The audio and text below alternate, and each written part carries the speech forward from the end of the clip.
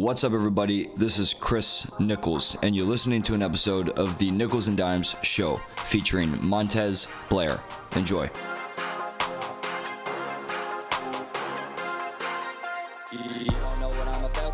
Montez, what's up, man? What's up? How's it going? I'm good, man. Thanks for having me up here in Santa Monica. Yeah, I'm happy to have you here, brother. Yeah, I love the spot. It's a nice day, and you know, it's a journey to get to LA sometimes from San Diego, but it's turning out to be worth it. And I think we're gonna have a good conversation. Yeah, I'm happy you could come here. I love this apartment. I've been here for like 5 years, so. Oh, really? This is like home for me now. Nice. Yeah.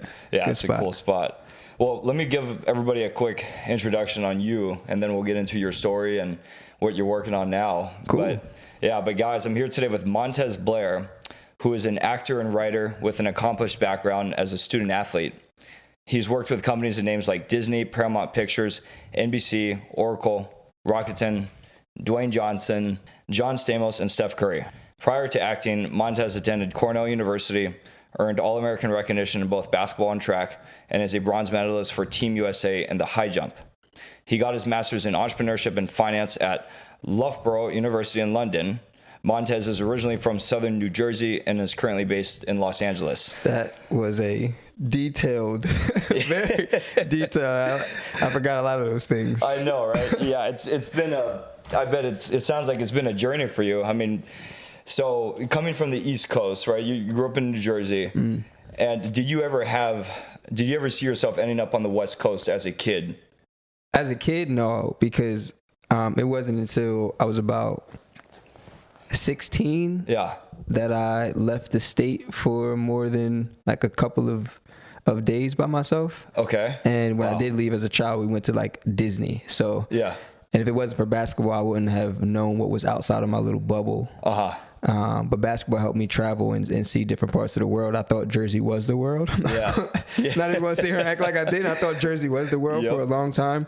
But then when I went to the Naval Academy out of college, or for college, and then I ultimately ended up visiting schools in California and in Iowa and different parts in different states, I seen like there's so much more. Yeah. So as a child, no, definitely not. But as I got older, I was definitely, I was for sure going to see different cultures. That was a big thing for me.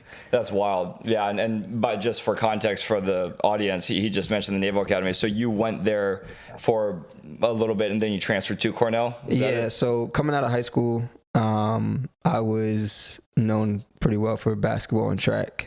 And I actually committed to play basketball at the Naval Academy. The head coach there at the time was an amazing shooting coach. And I was a shooting guard. He was also from South Jersey. Yeah. And they had an amazing like cast of great human beings on that team. Wow. So I was all for the Naval Academy, but ended up transferring out, going to a JUCO in Iowa called Iowa Western. Playing there, did my thing there. Yep. Nice. Okay. Committed to play basketball at Berkeley, but ultimately my mom didn't want me to go to California just yet. Wow. Okay. And I ended up committing to Cornell to play basketball and track and field. Nice. But yeah, that was my first time out of New Jersey for an extended period of time. Wow. Okay, so we'll get into the sports career in a second here. I want to back up to your childhood growing up. Yeah. I'm just trying to understand what life was like growing up so that we can connect that to what you're up to today and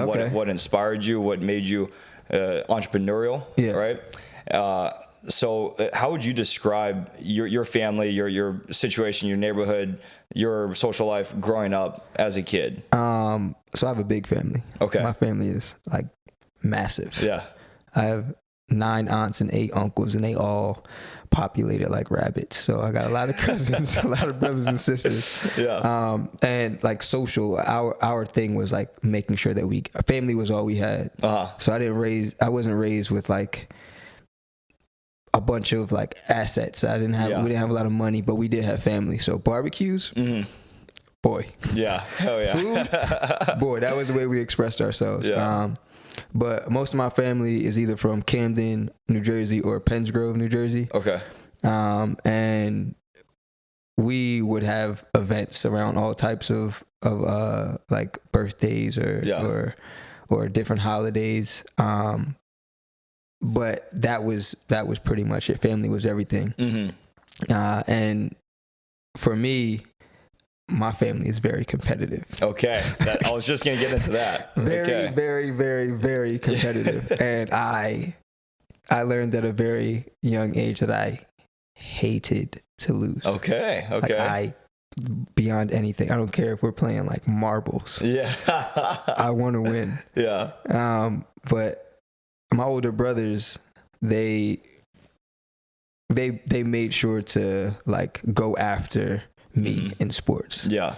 Made sure. So like how many siblings did you have? I have 5 brothers and 2 sisters. Okay. And then were you on the older side or younger side? Yeah, okay. Younger. Yeah. And I learned a lot from them making mistakes and doing so. I stayed out of trouble for the most part. Yeah.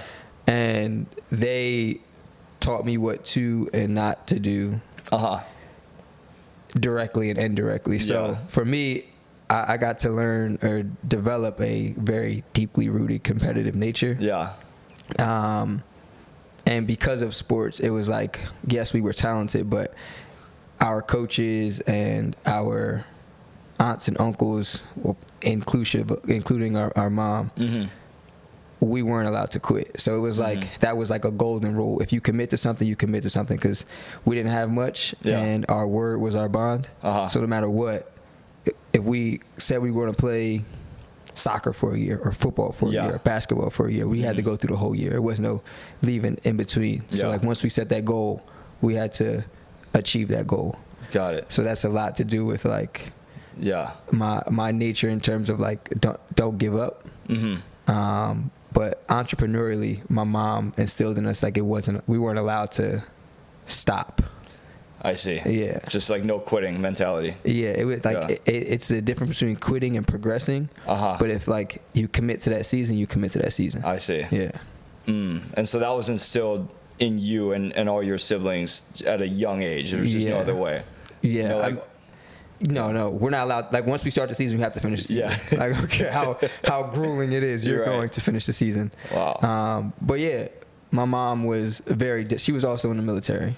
So, okay. So that's where that part probably inspired you to go after the Naval Academy. Yeah. So the way that my family made it out of the hood was either the military or sports. Okay. Sometimes academia, but most times it was those two things. And my thought process was, I got good grades. Yeah. I was also good at sports. Why not become an officer in the military, go to the Naval Academy? Sure. I just combined everything. Again, small bubble, smaller mindset, but like it is a direct way to find some success and have a disciplined lifestyle and a very structured routine going forward. So it was something that I knew and something I was comfortable with, and I also got to play sports. So yeah. Got it. Okay. And so what were all the sports you played as a kid? Obviously you excelled in basketball and track later on, but what did you play as a kid? Football. Okay. Football. Yeah. That was a wild time, actually. That was the first time I was maybe 6, maybe 6 years old. And I was like, yeah, football might not be for me because I was smaller. I didn't grow until I was like I didn't grow to the size that all the other kids were until I was like maybe 4th or 5th grade. Oh wow! But then I started to actually like shoot up. Yeah. But I got hit. Yeah. Something serious. Oh really? And I was I don't know how it happened. I think I was on a 65-pound team, 65 and under. We were supposed to scrimmage the 75s. They didn't have practice that day, and then it was like 90 and under or something like that. Yeah. They were somewhere else, and then it was under 100s or under 110s, so we ended up scrimmaging under 110s, and I got mollywopped. Damn. I got destroyed, but I was like one of the better athletes. We had a quarterback, her name was Beth. She had a cannon. Okay. I just ran like an out route. Yeah. Caught it, seen a safety. As I tried to jump to get out of the way of the safety, hits my legs. At this point, I'm like upside down. Oof. I don't know who it was, but then somebody else took out my shoulders as I was upside down, took my helmet with me. Oh boy. And I landed. And I was like, yeah, this might not be this might not be for me.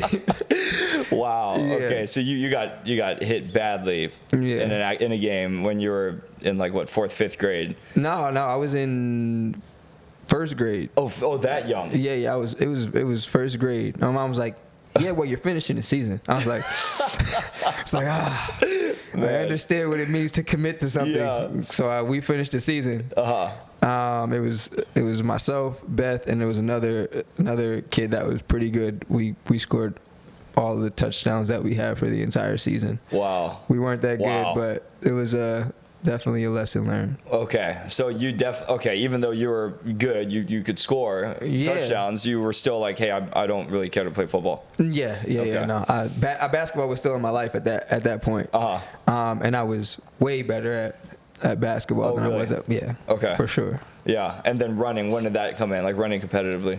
I didn't even know track existed until middle school. Yeah. 6th grade, I was always the fastest at like recess and stuff. I moved to a different district. I went to Anna Mullen Middle School in Ariel, New Jersey.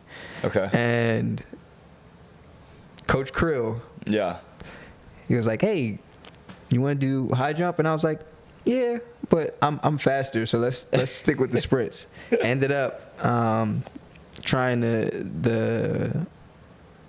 we sprinted in the hallway. Yeah. We ended up trying the time trials, and I had the fastest time trial until one of my best friends now. He didn't race against me, but he beat my time, and I was like, me being competitive, I was like, who is it? Right. Find him. Yeah, so we raced, and I think I beat him, but he still had the faster time. But that was 6th grade was it, and then we had a crazy fast relay. Okay. Yeah. But that was my intro to track and field was 6th grade, and I didn't actually do high jump as well that year. But Coach Krill, he introduced me. We didn't do like the J run, but we did a C, like a half moon. Yeah. So he taught us how to run in our curve. That was like the big thing for that year. Oh, I see. Yeah. Okay. Definitely got me interested in track. Yeah, that's cool. Okay, and then so obviously you continued this through high school, and you got really good. Like, what would you say were the standout moments? It doesn't have to be a one moment, but like what defined your success as an athlete in both sports in high school to let everybody know and yourself know that, hey, I could really do this at a very high level? This might sound really weird. I'm be completely honest, but I just want to sound very weird. What motivates me is not my successes, it's my failures. Yeah. That's not weird at all. Okay, cool. Yeah, I got disqualified as a sophomore in high school, high jump, because I had earrings in my ear. That's why I don't wear earrings now. No way. I've had my ears pierced since I was like 18 months. Bro. And I got disqualified for having earrings and competing. So my opening height in high school, my sophomore year was 6'1" or 6'2". And I had come in and there was only one other athlete. Yeah. And I take my warm-up off, I go, I jump, I clear it, I come off, and I just see one of our rival high school coaches over there, like, running over to the official, and he's, like, pointing at me, and I'm like, why would he, what's going on? Right, what did I do? Yeah. And then his athlete was, like, somebody I was close with. He was like, bro, you take your earrings out. So even though it's like a nice little camaraderie between all the high jumpers, that coach literally went and snitched on me and got me disqualified from going to states, which is like, it's still my fault. I'm not blaming him, but I'm a 15-year-old kid. Like, what do you? Right. Like, why? Like, why would you do that? But I get like he wanted his athlete to get first. Yeah. And he was a senior as well, but that was like a scarring moment for me. And at that point, I was like, I need to be as diligent as possible because I hate losing. Yeah. I cannot stand losing. Wow. From that point forward, I was already like pretty militant because of the way my mom raised us. Yep. But like, that was a struggle for me because I had done everything right up to that point. It was literally just that 10 seconds of a run, jump, and landing that I lost a meet that I should have won. Yeah. And that kept me from going to, sectionals, regionals, states, and meet of champs, and I was projected to win states as a sophomore. Yeah. Oh, my heart. Wow. My heart. It sunk in. Jeez, man. Yeah, I learned my lesson. And you never wore earrings after that? No, I don't wear earrings anymore. Definitely not. No. That's a cool story. That's wild. Yeah. Wow. Okay. And then you went off to the Naval Academy. You know, obviously you were recruited, and you thought the Naval Academy would be it's first of all very hard to get in. Yeah. And it's a very lengthy application process, I know, but you made that happen, which was super admirable. But then you already shared the story of how you moved around and made it to Cornell after that. That was after a year, was it? So I went to the Naval Academy for about a year and then transferred to a JUCO for just under a year. Okay. And that summer the spring going into the summer was when I was committing to schools. Ultimately ended up at Cornell because my mom fell in love with, I don't know what my track coach said to her. They never met in person. And I'd never even visited Cornell. Yeah. But and I love this, man. It's like probably my favorite coach of all time. Yeah. Definitely my favorite coach of all time. Coach Taylor, whatever he said to my mom to convince her that one of her babies should go to upstate New York in the middle of nowhere had to be magical. Right. So I ended up committing to Cornell, and it was the perfect spot for me, if I'm being honest. Of course, my mom knows best, but it was a perfect spot. It was a perfect balance between the sturdiness and strictness of the Naval Academy and the complete freedom of a JUCO in the middle of Iowa. It was chaos and then pure structure.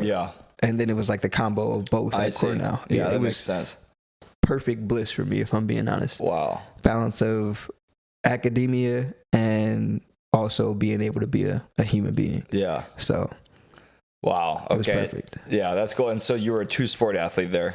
Yeah. Right. Yeah. Actually got there, and the coach I committed to had just left and went to Boston College to coach. So it was a little different. Yeah. And that was when I tried out track and field full time. And it was honestly one of the best experiences of a team sport, even though track is very individual. It's the best experience I've had in a team sport ever. Really?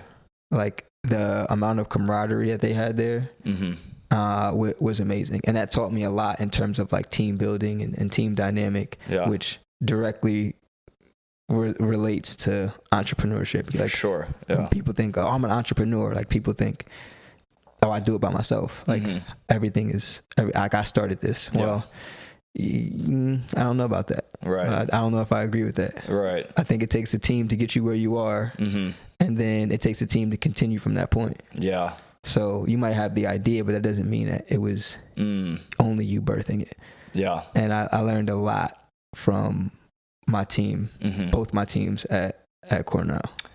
Yeah, I like that theme a lot. I like that theme, and I have a feeling we'll come back to that throughout this conversation as we go deeper into your career and what you're doing today. But that's a pretty cool takeaway, I think, already in this conversation about, because entrepreneurship, people think, oh, entrepreneur, I'm starting this myself. And then, even if you don't necessarily have people as a part of your company or whatever it is that you're building, there's people around you that's supporting you. I mean, there's support, right, that you need to rely on here in different ways. Yeah. So, that's a good point. I just want to, how would you describe, just to broaden out your sports career, because I definitely want to spend a lot of this conversation talking about your acting and that journey and what you're looking to do next. But what would you say have been your biggest highlights athletically? Because after college, was it after college when you competed on the international stage? Yeah. Biggest highlight? Wow. I don't know. I always go back to team. So one thing that really sticks out, I mean, I do have a multiple time All-American, bronze medalist. I do have a U.S. team. That's great and all. Yeah.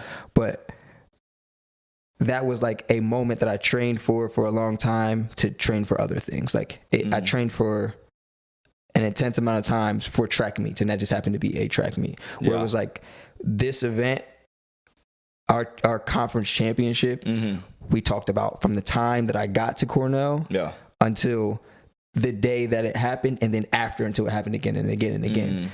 Princeton was our rival. Yeah. A very dense rivalry. Yeah. Oh yeah, I've heard. And they beat us one championship that I was there, and it stung. Yeah. Like, granted, we had a lot of injuries, but like, I don't like to use that excuse. Mm-hmm. They had a great cast of athletes, an amazing cast of athletes. Yeah. And the fact that they're in Jersey and they recruited me, when they beat us, I was like, we gonna have to band together. Yeah. And make some shit shake for sure. Right. The very next, they beat us in outdoor season. The very next indoor season, we were neck to neck. Damn. We beat them by a point. Oh, wow. By a point. Damn. I don't know what. Wow. Like, I did everything. Every event that I could have done. Yeah. I was on it. Okay. So you were doing way more than But I was not the only one. Yeah. Like, people were literally putting their entire bodies, souls, lives, minds on the line. Wow. Like, if they're neck and neck, Princeton, Cornell, finish line, people diving. It was amazing. Not just because it was like we won, but it was another great group of human beings. Very competitive group of human beings. Yeah. Mirroring on the other side the exact same thing, and we made each other better through every step of the season. Actually, not just in that championship, but I would have to say, like, the most memorable would have to be as the Redemption Championship indoors, beating them by 1 point. Wow. Yeah. That's awesome. That's so good. Yeah, I remember those days. My sport was actually water polo. And so, but I swam, right? So similar to track and field, the way the teams compete, like, it's individual events, but then the teams score. And then I do remember that camaraderie now that you bring this up. Yeah. And it's definitely powerful when you can beat another team, when everyone's doing their own events and it comes together. Brother. But, yeah. That sport is insane. Yeah. That sport is intense. The amount of, like, calories that you burn in the water. How much were you eating? A lot. Yeah. That never stopped, though. there's your legs are constantly there. There's no way. Yeah. That's a different level of, like, between water sports to me and rowing and boxing. Yeah. Or any type of, like, fighting. Oh yeah, for sure. Mm-hmm. The way you guys train, I understand, like, our training is everybody else's, every other sport's punishment. Yeah. But right. Yeah. The water, wrestling, boxing, y'all, that's intense. Yeah, I'm gonna shake your hand. It's different. Thank you. That's commendable. Thank you. Yeah, it's one of those things where it's like popular in only a few parts of the country, like California especially, but yeah, no, I totally can relate to the team feeling of a group of individual events, and so that makes sense to me when you describe it that way and how powerful that experience was. And I love that you brought it back to the team, by the way, like you said you were going to, as far as a highlight in your career, because you could have easily just answered that question by saying, when I won a bronze medal, right? Yeah. But it just shows more about who you are, what drives you, and it supports that theme that you're all about with the teamwork. Family. Family. And you had a huge family that it all kind of goes together there. So that's awesome, man. So when you, like, all right, walk us through the transition from your athletic career, from the time you're competing in Team USA, after college, to getting your career started in the corporate world, right? So this is, I was an Adidas sponsored athlete. Did not make the Olympic team in 2016, but decided to continue my career. But I realized that it was going to be time to, like, retire in a couple of years. But since there's been such a gap between my graduation and me doing any type of, like, corporate work, when I lost my sponsorship with Adidas, I was like, I need to go back to school. Like, I need to get some type of education because I'm not going to be able to get a job. It's been 4 years. Yeah. So while I was finishing my last 2 years, I actually went to go get my master's in the UK, but I also competed out there as well, which was great. It was amazing. Did you compete for the university there? Yeah, so I competed for the university. Loughborough, right? Loughborough. Yep. Mm-hmm. Yeah, they're like the big sports school in the UK. Oh, okay. I would go as far as to say one of the biggest, if not the most well-known sports school in Europe. Wow. I could be wrong, but I'll bet on it because I'm competitive, and y'all can see me if otherwise. Okay. Yeah. And competed for them. It was great. Yeah. Won some titles. I guess I won some individual titles as well, but we won some team titles, and got to go to different parts of the country and compete. It was amazing. Got my master's in entrepreneurship and finance because I knew I didn't always want to work for somebody else, even though I'm really good at working for other people. I wanted to use my own blood, sweat, and tears and soul energy towards something that I was really passionate about. And once I graduated, my mom couldn't stop me from coming to California then. It's like, I'm going to the sunshine. Ended up getting a job at Oracle. Cool. After graduation, started a business while I was in grad school. Yeah. And ultimately came out here. I've been living in Santa Monica since I moved out here. Wow. And wait, so when you started working at Oracle, you came here? Yeah, that was the reason was to come to Oracle and work. Okay. Got to LA October 2017. Yeah. And started work with Oracle in January. Okay. Yeah. Wow. And have been literally rolling in corporate tech since, while I've been doing my own entrepreneurial things as well. Okay. Yeah. Good transition. Let's talk about exactly that, because I have the same career, right? I've been in tech sales for a number of years, and I'm kind of doing the podcast here as well. So what was that balance like for you? What were the other things you were working on from the time you were working at Oracle, and then walk us through like how you transitioned out of Oracle? Yeah. So,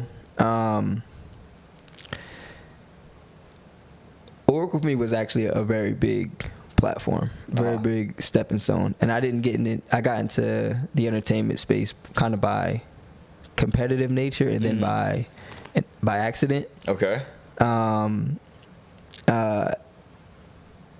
Oracle helped me a lot when it came to like sales. It taught me a lot of how to it's not just about selling a product, but it's about selling yourself. Yourself, yes. Yeah. And that helped me from an entrepreneurial stance as well. It's not about talking about a product. Yeah. It's about listening to someone else's conversation or their problem or them talking about themselves. Right. So Oracle was a great foundation. When I was there, one of my close friends from Cornell, actually, he was like, "Hey, you should try out with me for this show." Yeah. And I was like, I'm not really for the camera. Like that's not me. I like to have fun. Like I'm a personality, one of my friends, but like I'm not really one for the camera. Yeah. And he was like, "I'll just do it. Like it'll be fun. Like it'll be a bunch of other great athletes. You've been doing it your whole life, so why not?" I was like, "All right, cool." So I went to this game show kind of thing. Okay. It was like a tryout. Yeah. And my goal was to like motivate him to be great. But then I got way too competitive at this tryout. Tryout. And we ended up both making the show, and that show ended up being the Titan Games. And that was actually my introduction into entertainment. Wow. Okay, so did you know what the Titan Games was before? No.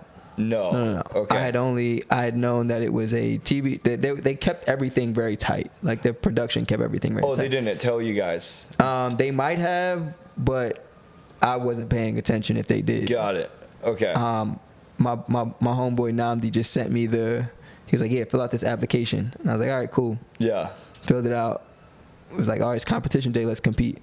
We had to stay on the treadmill for a long time. I don't remember everything. We had to test our vert, our broad jump, our 40s, how many times we can go up and down some like the bars. Yeah.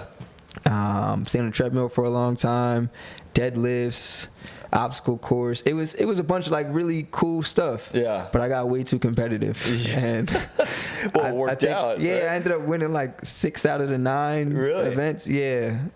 Damn. It was fun. Damn. It was fun. And this is all on TV. Was it? No, that was just a tryout. Oh, that was a tryout. That was a tryout to get onto the show. Got it. Okay. Yeah. And then we both ended up making the show. Wow. Yeah, it was pretty cool. And how many people total made the show? I believe there was, I want to say 64 Wow. between men and women, but I could have gotten that wrong. I'm not actually sure. There was quite a bit. Yeah. There was quite a bit. Wow. And so did you guys know, like, when did you find out it was going to be Dwayne Johnson? I found out when I made the show, but I think everybody else knew beforehand. I just got it. I was just there to compete. The names don't really, because I grew up with a lot of the people who are now still big professional names in sports. The names didn't really mean much to me. Yeah. And then when they said The Rock, I was like, oh, that guy's cool. Yeah. But I wasn't paying attention to it before. So it ended up being a very great experience as like my first showing in entertainment. Yeah. But then it transitioned into something like totally different from a scripted and non-scripted thing. I see. So I actually lost a bet. Is how I got into scripted content. Really? Yeah. Because, okay, so this all just kind of fell into place. It wasn't really planned. You weren't going to go try to be an actor, be on camera. No. And, you were just interested in competing. And the Titan Games was like the perfect bridge with your background in sports and to be on TV and be getting entertainment. Yeah. Yeah, exactly. Yeah. From the scripted side, though, a lot of my friends are in entertainment that also played sports before. And what they do is like they do commercials or on TV or in film as athletes of different kinds, whether it be they play basketball or they play baseball and they're crossing into another sport. They do something involved with sports on screen. So that's big, what you just said. So you did have a big community, a network of friends who already were doing this kind of thing. Yes. Yeah. Okay. But I didn't want to. That was the thing. Yeah. So I would play basketball with them, or we would be doing some type of event. And they'd be like, yo, you should do it. You should do it. You should do it. And I'm like,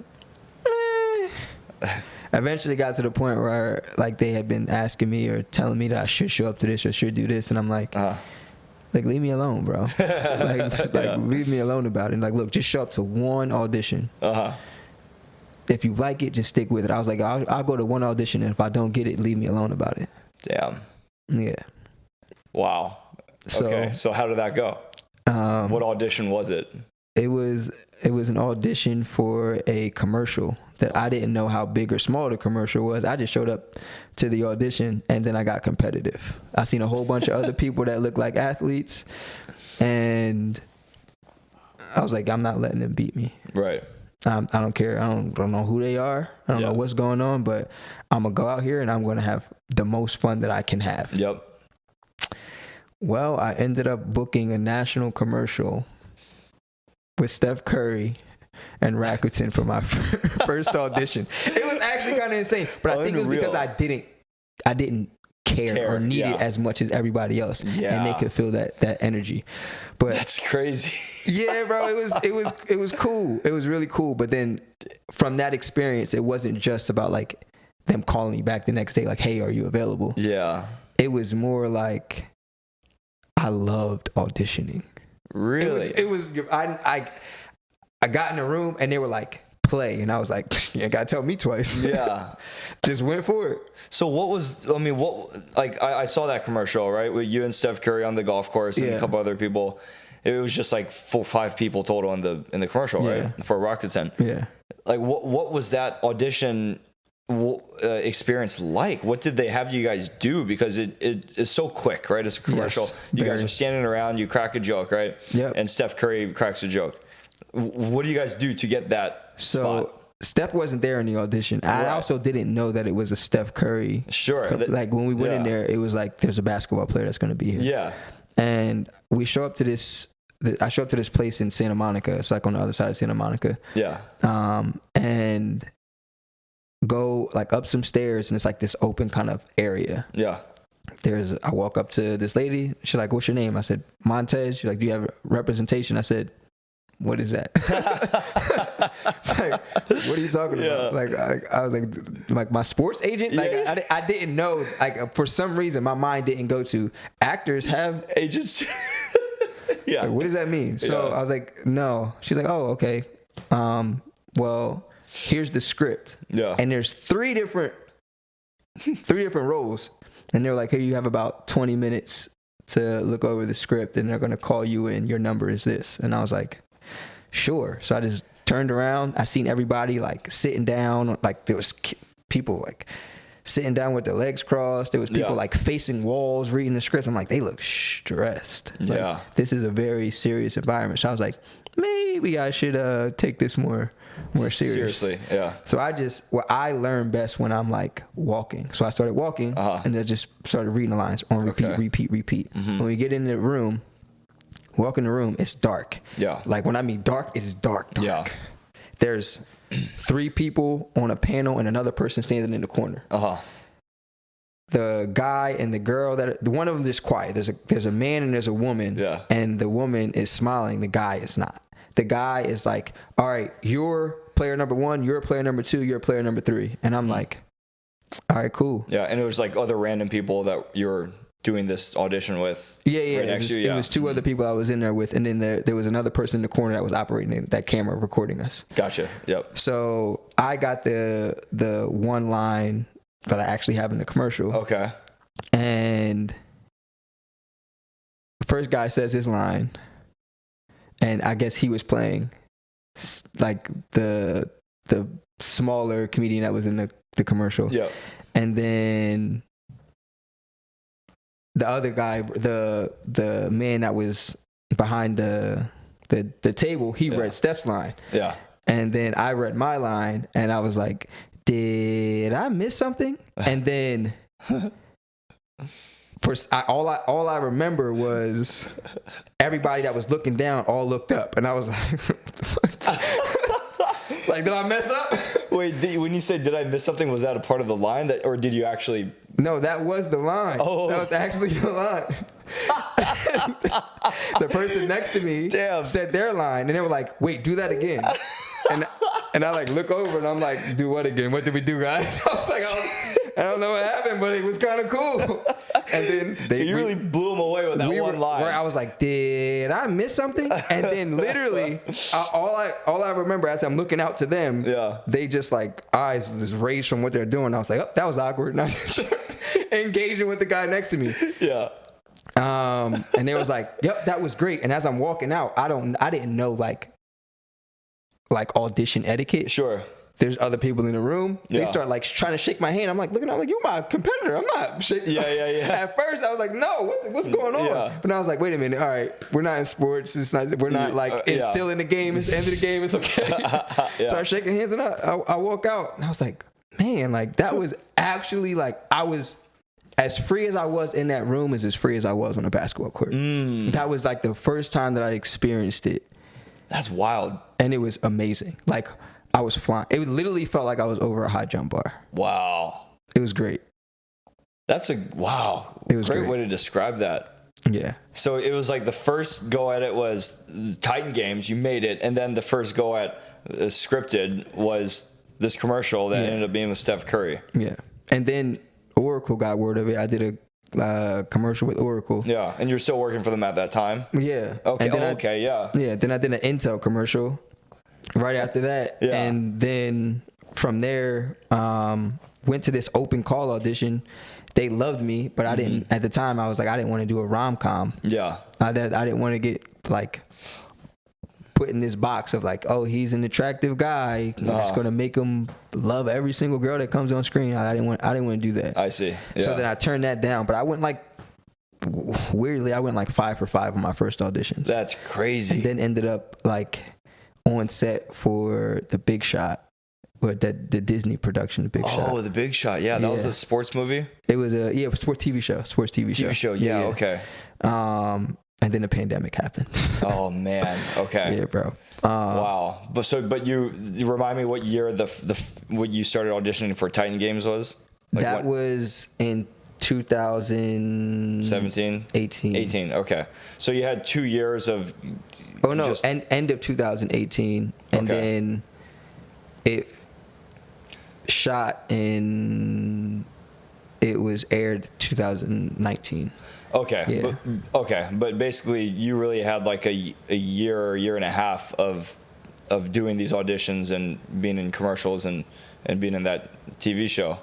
Right before the pandemic. Considering the Titan Games and audition? Just like from the start of your acting career, basically. I don't know if I would consider this is going to be people might get their feelings hurt. I don't know if I consider reality TV acting. Okay, like competitive TV shows. Like acting, I would have to say was the Steph Curry commercial, and that was October 2019. Okay. Yeah. Okay. So my point is, you didn't have a ton of time doing this stuff before the pandemic. No, I had 5 months. Wow. Yeah. But you still knocked out a bunch of commercials and auditions. Yeah. And then that was when it got very entrepreneurial for me. Okay. Like extremely. All right. Okay. I'm glad you just said that, because I was gonna why was it entrepreneurial? Like how did you turn it into something entrepreneurial? So that was when I started to understand that I needed more control of the success that was happening. And my first thing that I did was I crafted an email and I crafted a Instagram message. And I sent out hundreds of messages and emails to minority actors that were male and female, that were successful in some way, asking for mentorship. Okay. Because this is now an industry that I don't know. Right. And I accept failure, but only when I'm trying. I'm not just going to accept failure just because it's inevitable and I'm not taking a step forward. Yeah. So my whole thing is, as a child, I learned from my older brothers and sisters, my older cousins, my younger cousins as well. Yeah. That their experiences can be my own. Yeah. And I can learn from their lack of success. I don't necessarily say it's failure, but like I learned from their failures or lack of successes. For sure. And I apply them for myself, which means if I do the same thing, I can squish my trial and error period into a much shorter time. Yeah. So I wanted to find mentorship. That was the first thing that I did. As I was setting up casting sites, as I was getting a reel together. And it helped me a lot. Yeah. It helped me a lot. And people were open? Like you got some responses? People were... It was like sales.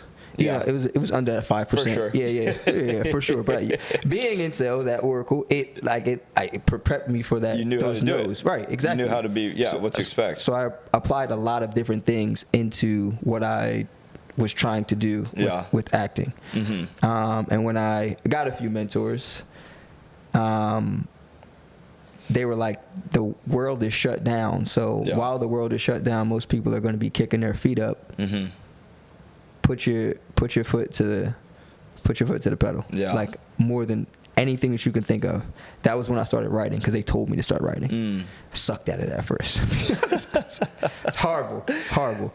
But I made sure to even then to submit to old roles, so that when things did kick back up, so my mentors told me, submit now just once a week. Even though you should be submitting every day, submit now once a week. So I set up my backstage and casting, LA casting, I think it was at the time, to get a bunch of like submissions sent to my email. So a bunch of alerts sent to my email so that I could submit to those alerts on Tuesday night. Okay. The rest of the week, when I got off of work, got done my workouts, I was writing my first script, teaching myself how to write. Wow. Because they told me. Now, again, I don't know if this is right or wrong, but I know if I don't do anything, I'm not going to find any progress. Yeah. So this is when everything was pretty much shut down. Yeah. So yeah. Wow. And I just went as hard as possible. I made sure to schedule the times that I needed, because it was the pandemic. Nobody knew what was going on. I just knew that I wasn't allowed to do anything with other people. Yeah. Well, it just so happens that I don't need other people to write. So taught myself a new craft. Wow. Yeah. That's cool. Because there's a lot of stories that like this that I've with guests I've had on this podcast of how they've had to pivot, when 2020 came around, with whatever they were doing and the madness that was going on that didn't allow them to do their thing. And so they had to shift and figure some other skill out and get creative. And that's what you did. And so you taught yourself how to write in that process. Yeah. And why did you pick writing then? So I'm a nerd. I know the whole sports thing is a nice little cover. Yeah. But I'm a big nerd. Like when I was younger, I was a great scholastic writer. And I just pretty much transitioned into writing scripts. And it was only then, after my mentors told me, I'm not gonna say I discovered this by myself. Yeah. It was after, like, one of them I don't want to mention, but Dominic Keating is somebody. He's an actor that was with Star Trek for a very long time. British actor. Okay. And he was like, start writing, start submitting, still submit. Yeah. And he not pressured me, but he would say, read this script. And I would read the script, and I was like, the way this script is written is how my brain actually thinks. Yeah. So it ended up being a secretive, like, win-win-win for me. Like, I already knew how to write, but it was something I already thought it was a process that my brain already connected to. I see. Yeah. And also it was a way for me to understand how to act better. Interesting. Okay. So in that process. Oh, that's a good point. So it's like it was something you could do in the meantime that was a new skill that you could do during those years, but it was also something that, whenever you were able to go back to acting, it was going to help you get better at that. Exactly. Got it. Exactly. Which was amazing. So, like, again, mentorship is a big thing because, I mean, even in sports, you have coaches. Yeah. You have other people on your team that are teaching you things that you don't, or giving you vantage points of things that you probably would never even see. Yeah. So picked up writing, ended up loving writing. Yeah. Loving writing. That's cool. So, like, what kind of stuff were you writing? Now or back then? Back then and now. So the first script that I wrote was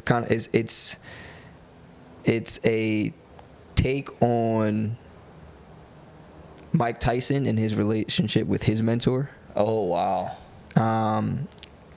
But kind of put in the life of somebody who is actually working in corporate America for a tech company, actually. Interesting. Yeah. And it's cool. Like an action. It's like an action short. Wow. Taught myself how to write with that. That's hopefully cool. One day I can actually get in touch with Mike Tyson's agent or Mike Tyson's manager or Mike Tyson himself or his cast, his people. Yep. And we can put that together. That'd be incredible because you still got that on the shelf. Yeah. That was my first baby. Yeah. Now currently I am writing a feature. That is kind of like a Mad Max mixed with Lord of the Rings. Oh, wow. It's a race to the most important resource in the world. Damn. But it's broken up into 3 different films for the 3 different stages that I consider the most important in life. Wow. It's like childhood, which where we're mostly dreamers. Yeah. Then it's adulthood, which is the second film, and it's mostly reality, where you understand that there's barriers to overcome, to get around, to jump over, to dig under, whatever it is, or just barrel through. Yeah. But you know there's those barriers to get to whatever those dreams are. Yeah. And you struggle through to make sure that dream doesn't die, or you let that dream die. Either or. Interesting. And then the last film is pretty much about it's like retirement. It's the understanding that it's not just about the making the dream happen. It's not just about the struggle, but it's about the journey that you've had with the people that you love the most, and the people that you also may not have loved the most, but then you've also found growth with those people. That's the what the trilogy is about. But from the nerd perspective, I figured out because there's a lot of people who don't like time travel because there's an unlimited amount of portals or worlds that can come from time travel, because we don't actually know enough about time travel. There's a bunch of theories, but we don't know enough about time to understand how different timelines would interact, or would there be another timeline if there's another timeline that skirts off because of an event. Well, I think I figured out a way, not just me, this is also an idea of my best friend's oldest brother. He's a genius. Okay. Figured out a way for there to be time travel without having the element of time. Interesting. But using our dream state. Ooh. Yeah. Just hearing you talk right now, I'm starting to see the way you get creative. You're starting to see the nerd. Yeah. Starting to see the nerd. How you get into your deep state to write. Yeah. You know? That's the film that I'm writing. I'm currently writing with another one of my writing partners, a series of shorts that's puts different disorders in the form of like superpowers. Okay. Wow. That's cool. Yeah. And it's a very like specific take. Yeah. And I'm enjoying writing both of those more than I've ever enjoyed writing any of the other stuff that I've written. All the other shorts that I was writing for a production company in the UK. Yeah. And it was fun. And I'm definitely we're gonna produce those in time. Nice. But between those and this summary that I have called Will, it's gonna be it's that one's like a what's it called? Knives Out. Okay. It's kind of like Knives Out. Okay. Without the murder mystery. But it's like a bunch of riddles. I see. Pretty much, yeah. Okay, so all these are all projects that you're currently focused on. Yeah. Okay. Yeah. And would you say that's like taking most of your time these days, or how does that compare to your attention towards actually acting? So no, acting takes up. I'm in acting school as well. All I do is work. So that's the thing. Gotcha. I make sure to put my calendar is my life. So I have 3 sessions a day to write the script with my writing partner. Okay. The film. For 2 hours. Okay. And then I have an hour a day for 2 days a week. An hour in a day for 2 days a week with my other writing partner to write the shorts. Got it. We're on our 3rd short right now, so it won't be too much longer with that. But I schedule my calendar out specifically for like life and entertainment. Sure. Okay. That's everything. And then I'm at the Ruskin School of Acting. Okay. In Santa Monica. So that like my Mondays and Wednesdays are pretty much just that. And then we're doing like projects outside with my classmates. Yeah. To like make sure that we're constantly in the craft. Yeah. Whether it be on weekends or whether it be another day during the week. Yeah. As well. So my whole life is writing and acting. Yep.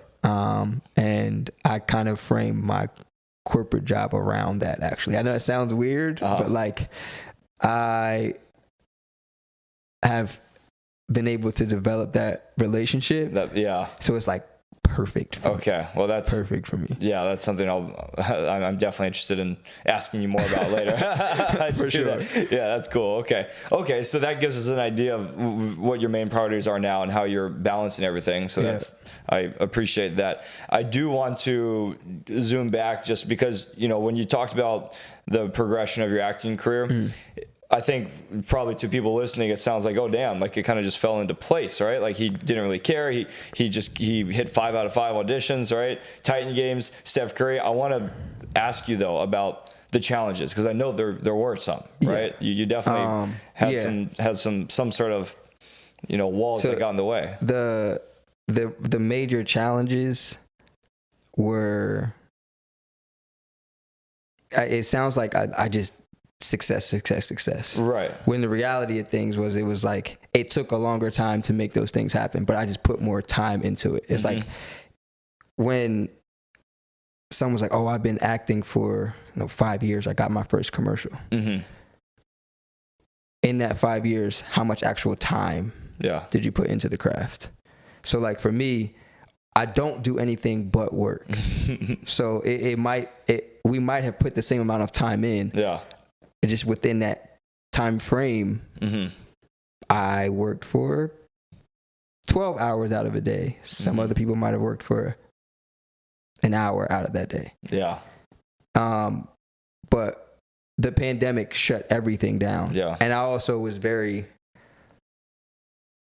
my ignorance helped a lot.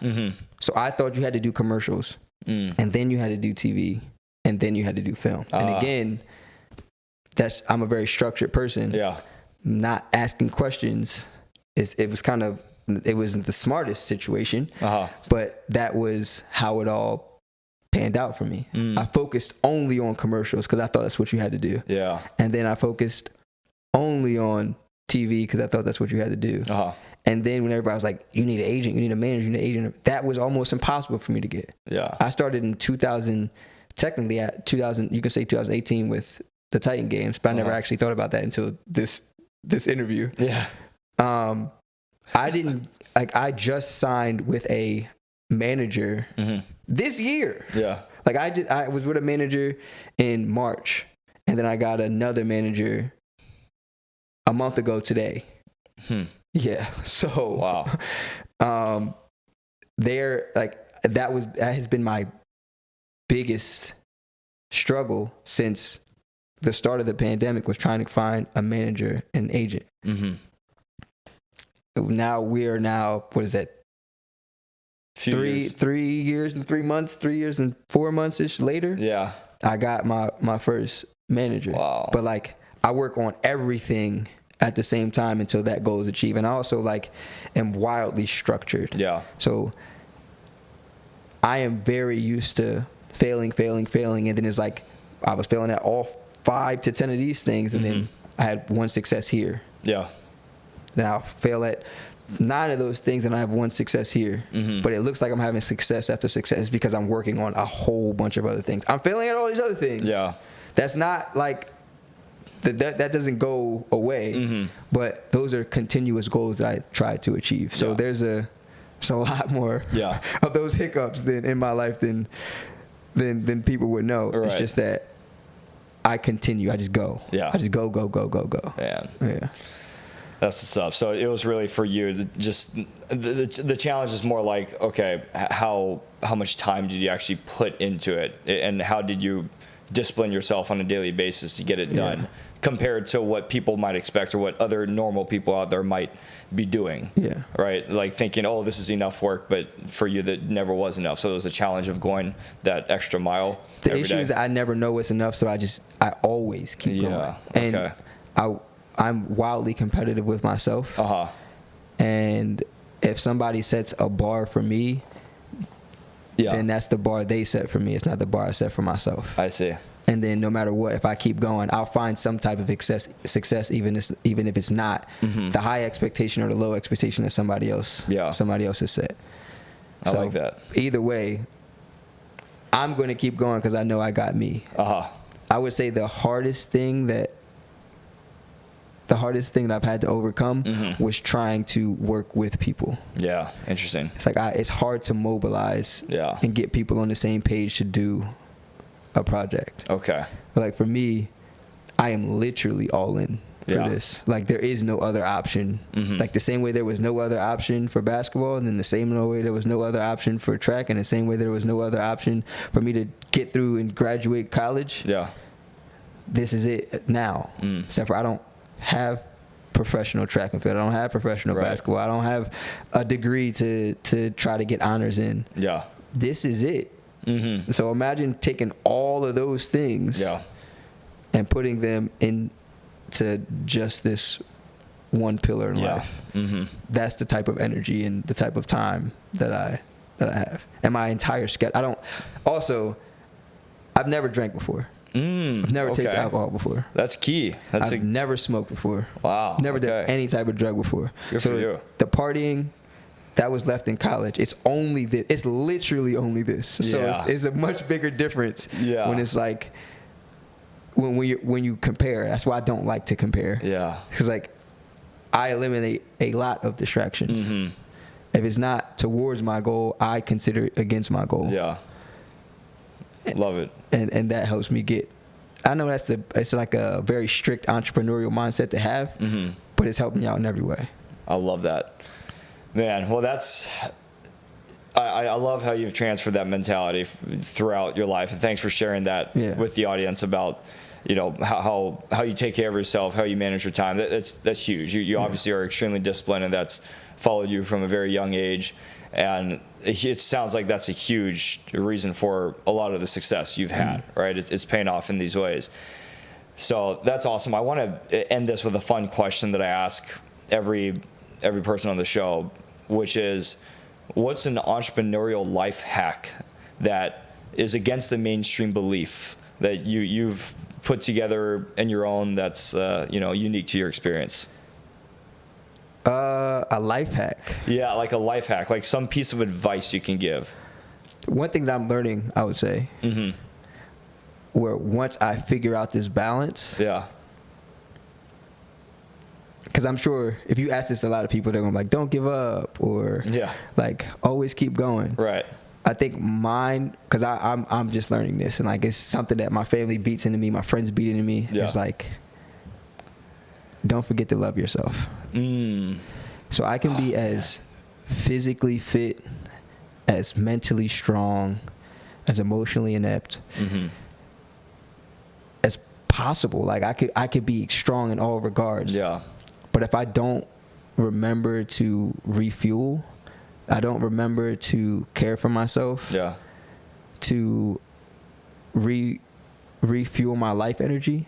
So that's the thing that like me and one of my close friends go off like, what's your life energy? Where's your life energy right now? I'm the type to just keep going. Yeah. Like if I'm tired, you can do 1 or 2 more things before you go to sleep. If you're hungry, you could do 1 or 2 more things before you eat. Yeah.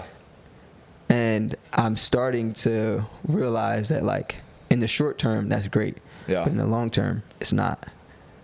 Yeah. So I would say for all the entrepreneurs out there, you guys are all go-getters. Yep. You're all diligent. Hustlers. Yep. Diligent hustlers. Do not forget to refill your life energy. I love that, man. I love that you just said that. Yeah. Actually, my friends made me they made me, not made me, but like they made me think about the things that make me happiest. Yep. And I created a list of it's about 12 things that can give me instant smiles to bring me energy.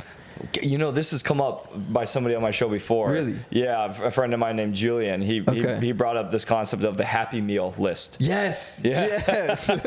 Yes. That's awesome. I have the same. I have a very similar list. That's cool. Yeah. Well, it's amazing. I mean, the trends, like, and that's been a trend of what people have said is something against the mainstream belief. What you just said, I'm so happy you said that because I just did a solo episode recently that recapped a lot of the answers to this question, and man, it just shows how important it is, and I love the way you articulated it. Thank you. So Thank you. Man, no, this has been awesome, man. But yeah, is there anything else you wanted to just share? We're just coming up on the hour here. Yeah. I guess it kind of ties in. Another thing that I'm entrepreneurial with is, and it's something that my mom actually did, and I thought was not supposed to be public. But then it's also something that's helped me find the most growth, whether you do this selfishly or selflessly. I love to do acts of kindness. That's one of the 12 things that's on my list. And it's also something that I am also building like a semi like nonprofit around. Yeah. Okay. Doing acts of kindness can change not only who you are, the makeup of who you are, but it also can change the life of somebody else. Yeah. It doesn't necessarily have to be public. But I've noticed that because I'm such a giving person, it's helped me grow as an entrepreneur. Most people think that I need to take in order to have and grow. My mom had this like my whole family had this like very strong mindset on, in order to gain power, you need to relinquish it. Yeah. And I thought that was amazing. Like I still think that it's amazing. And it also fills my soul, like my life energy when I help somebody else. Nice. So entrepreneurs, do not forget that you're still human and you have two hands. One to help yourself. One to lend to somebody else. There you go. And I can guarantee you, if you lock hands with somebody else, you will grow. I love it. Man, well, Montez, thank you for sharing that. That was well said. And dude, what a cool journey you've had. I'm excited to follow it and get to know you better after this. Who is one person you think I should have on the show who has a similar type of entrepreneurial background? Someone in your network? My guy Gio, actually. Gio? Okay. I might recommend a few. Okay. But there's this. He's a former basketball player. Okay. Actor, entrepreneur. He's very funny. Yeah. But very wise. Okay. And he's also into current events, so he'll have some very good takes on society and life for you as well. I love it. Yeah. Those make for great conversations. Yes. Cool. Well, I'll follow up with you on getting in touch with him. Absolutely. And whoever else you have in mind. But man, this has been awesome. How about you share your social media with everybody, or how can people find you online? Okay. See what you're up to and get in touch if they wanted to. Absolutely. My Instagram is just my first and last name, Montez Blair, Montez Blair. Very simple. I'm basic, but it's okay. Love it. Hit me up if you want to chat, hit me up on the socials. It's everything across the board. It's just Montez Blair, Facebook. I don't have TikTok. But Instagram, Twitter, we can chat. Cool. I'm always open to meet new people. Love it. Yeah. Well, Montez, great to meet you, man. And this has been a cool conversation. I appreciate you having me and being on the show. I appreciate being here. Until next time, brother. Absolutely, man. Until next time. Hell yeah. All right, Montez. Take care. You as well. Okay. Bye, everybody. Peace. Thank you for joining our conversation today on the Nichols and Dimes Show. Please check out and follow my podcast Instagram at Nichols and Dimes Show. I'd love to have you subscribe to the show on Apple Podcasts or Spotify or YouTube. You can also find it on my website. I welcome and encourage any feedback you can share in the reviews so I can continue to improve and develop the show. Thanks again, and see you next time.